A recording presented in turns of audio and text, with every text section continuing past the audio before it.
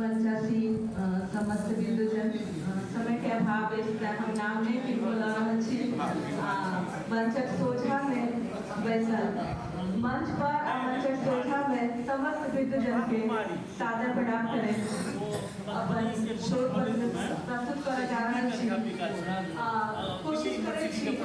जे एकर हम सार प्रस्तुत करी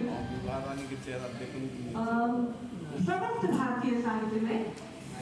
उपन्यास आधुनिक युगक विधा अछि जेना कि हमरा सब लग नाटक छल महाकाव्य छल पुरान परंपरा अछि हमरा साहित्य तो संपूर्ण भारतीय साहित्य में जो उपन्यास विधा छै ई एकटा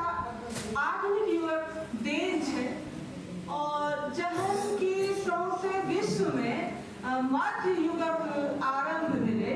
जखन मध्य युगक निर्माण भेलै मध्य युग उत्पन्न भेलै तखने जे छै से उपन्यास विधा सेहो जे छै से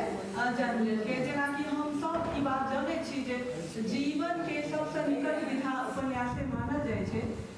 जीवनक जे छै से यथार्थ चित्र के जे कही कि एकटा अभ्यास सेहो सबसे बेसी उपन्यासे में पहले आरंभ में